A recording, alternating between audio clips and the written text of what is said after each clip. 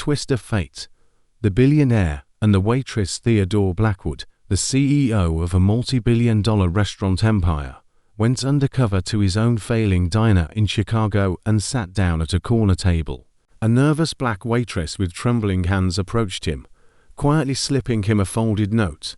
What happened next would expose a million-dollar conspiracy, bring down a criminal empire, and leave the city's most powerful billionaire stunned beyond belief. The morning sun cast golden streams through the floor-to-ceiling windows of Theodore Blackwood's Manhattan penthouse, illuminating a space that screamed success but whispered loneliness. At 42, Theo possessed everything most men dreamed of: a net worth that could buy small countries, restaurants spanning 3 continents, and a reputation that made competitors tremble. Yet, as he sat at his mahogany desk in a charcoal Tom Ford suit, reviewing quarterly reports, the weight of isolation pressed against his chest like a stone.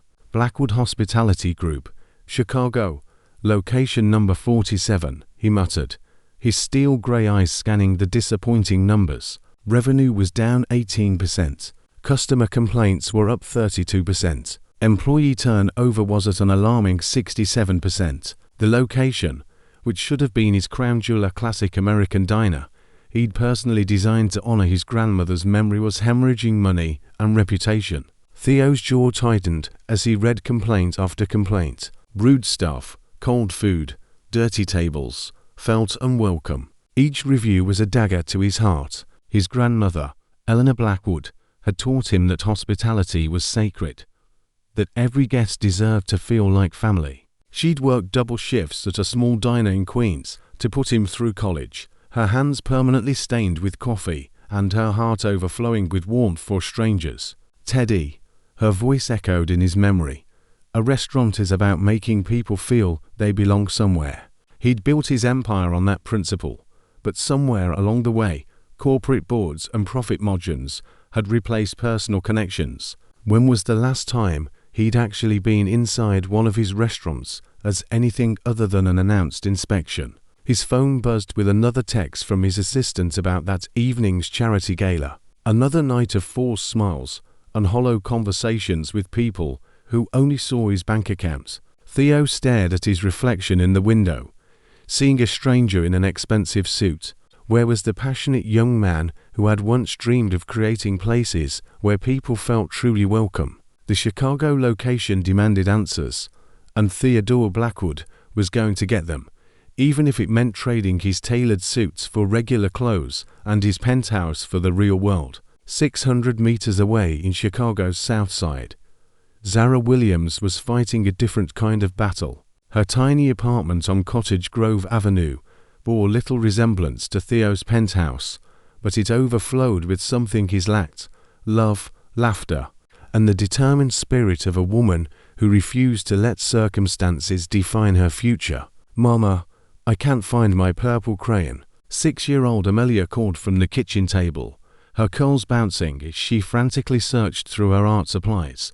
The little girl wore a bright yellow dress Zara had found at a thrift store and tailored to perfection. Her brown eyes sparkled with the same intelligence that had helped Zara survive every challenge life threw her way. "Check under your math homework, baby girl," Zara replied, her melodic voice carrying the warmth of someone who had learned to find joy in small moments. At 28, she possessed a natural beauty that no amount of exhaustion could diminish: caramel skin that glowed despite long hours, expressive dark eyes that missed nothing, and a smile that could light up the darkest room.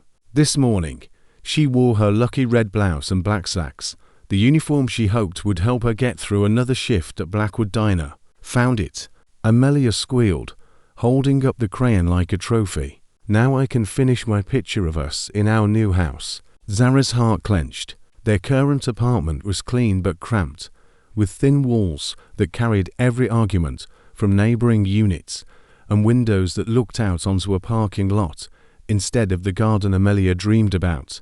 But it was theirs, and Zara had worked 3 jobs to keep it that way after Amelia's father disappeared when their daughter was 2. "Tell me about this new house," Zara said, sitting beside her daughter and running gentle fingers through those beautiful curls. Amelia's face lit up. It has a big kitchen where you can cook all your favorite recipes, and a yard where we can plant flowers, and my own room with purple walls and stars on the ceiling. That sounds perfect, sweetheart. Zara's voice caught slightly. If only Amelia knew how precarious their situation really was. The job at Blackwood Diner barely covered their expenses, especially with the rent increase looming next month. But Amelia didn't need to carry that burden. Zara glanced at the envelope on the counter, the one containing her carefully saved tips from the past month. $347. Not nearly enough for Amelia's upcoming school field trip, let alone the security deposit for a better apartment. But it was progress, and Zara Williams had built her life on small victories. Her phone buzzed with a text from her neighbor, Mrs. Patterson. Happy to watch Amelia after school today. That child is a blessing. Mrs. Patterson is going to pick you up from school today, Zara told her daughter, helping her pack her backpack. And remember our rule. Be kind, work hard, and never let anyone make you feel small, Amelia recited, her voice strong despite her young age. That's my girl. Zara kissed her daughter's forehead, breathing in the scent of the strawberry shampoo they'd splurged on last week. These morning moments were sacred, the calm before whatever storm waited at work. As they walked to the bus stop, Amelia's small hand tucked securely in hers, Zara tried to shake the unease that had been growing for weeks. Something was wrong at the diner. Money was disappearing from the tip pool. Employees were being threatened for asking questions, and District Manager Kevin Murphy watched everything with cold eyes that made her skin crawl. Yesterday, when she'd questioned why her paycheck was short again, Kevin had cornered her in the supply closet. His breath reeked of cigarettes as he whispered, "Careful, Zara. Single mothers in your situation can't afford to lose their jobs, especially when they have such pretty little daughters." The threat had been clear, and it had kept her awake all night. But what choice did she have? She needed this job. Amelia needed stability, and going to the police meant risking everything when Kevin had connections throughout the city. "Mama, you okay?" Amelia's voice broke through her dark thoughts. Zara forced a bright smile. "Just thinking about how proud I am of you, baby girl." But as the bus approached, carrying them toward another uncertain day, Zara silently promised herself that somehow, someday, she'd find a way to protect her daughter and expose the truth. She just had to be smart about it. The autumn wind whipped through downtown Chicago as Theodore Blackwood stepped out of his rented Honda Civic. A far cry from his usual Bentley, he'd traded his $1,000 suits for worn jeans, scuffed work boots, and a faded Northwestern University sweatshirt. He wanted to blend into the working-class neighborhood surrounding his restaurant. The irony wasn't lost on him. Here he was, worth $2.3 billion, pretending to be ordinary to understand why his own business was failing. Blackwood Diner sat on the corner of 53rd and State Street, its red brick exterior and classic neon sign, exactly as he'd envisioned them 3 years ago. The lunch rush was in full swing, and through the large windows, he could see customers seated in the retro-style booths he'd personally selected. From the outside, everything looked perfect, but Theodore had learned that appearances could be deceiving.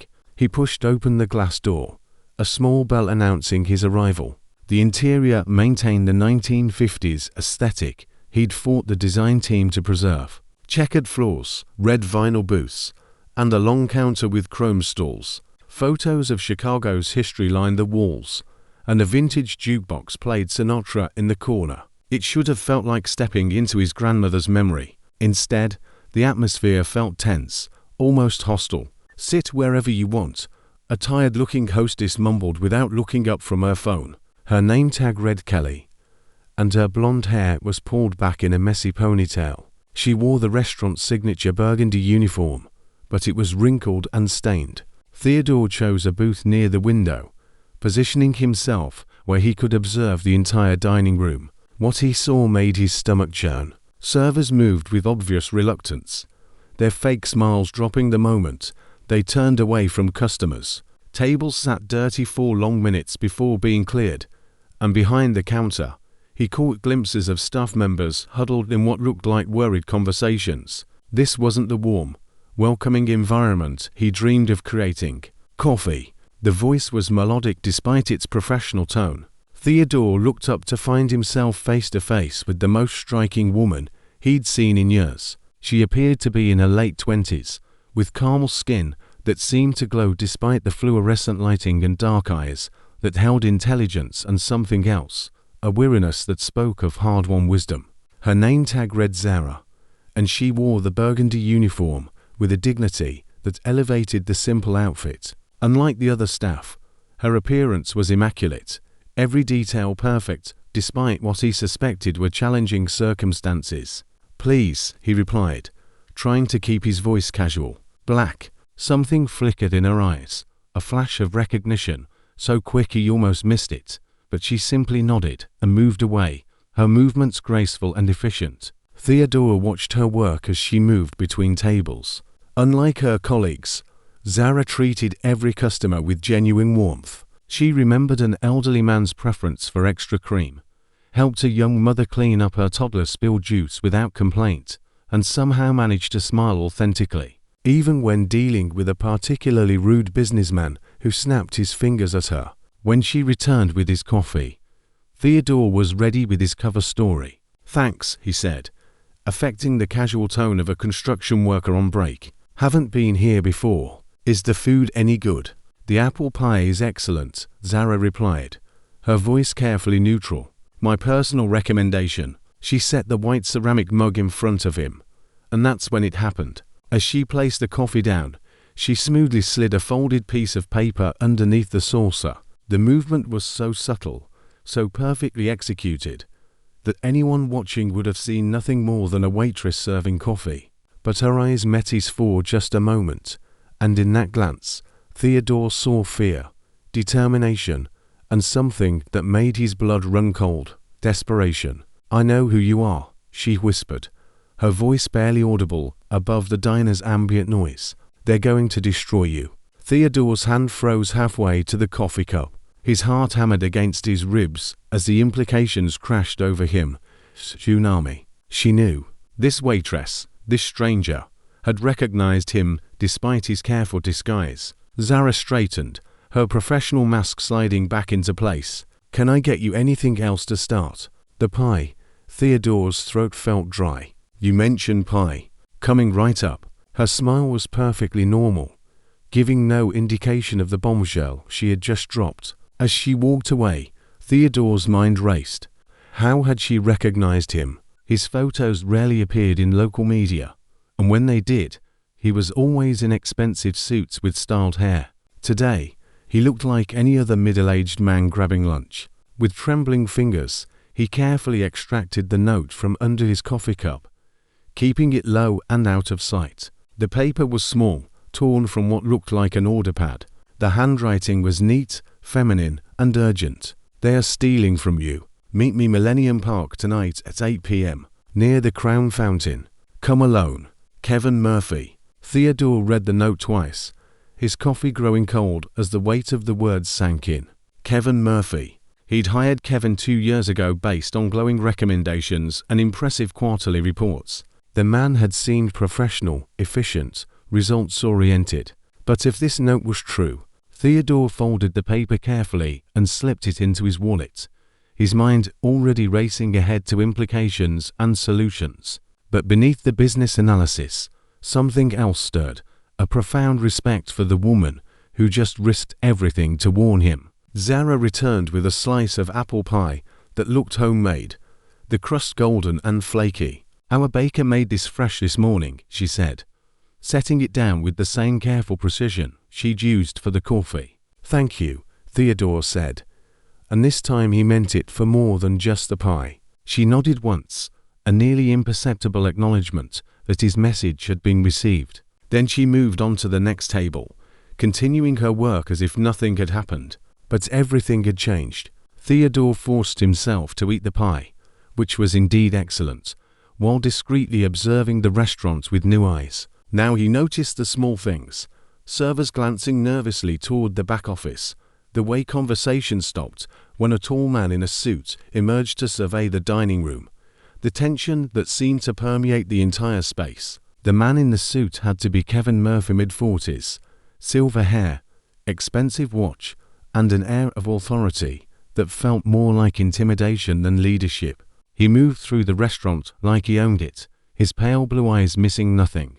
When Kevin's gaze swept past Theodore's table, those eyes lingered for just a moment, long enough to make Theodore wonder if his disguise was as effective as he'd hoped. 20 minutes later, Theodore paid his check and left, but not before catching one last glimpse of Zara. She was clearing a table near the window, and for just a moment, their eyes met again. In that brief connection, he saw the fear she'd been hiding, but also something else, hope.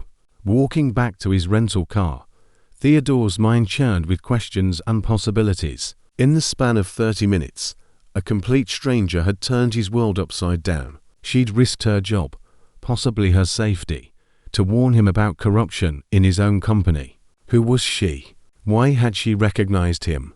And most importantly, was she telling the truth? As he drove away from the diner, Theodore made a decision that would change both their lives forever. Tonight, at 8 o'clock, he would find out exactly what Zara Williams was willing to risk everything to tell him.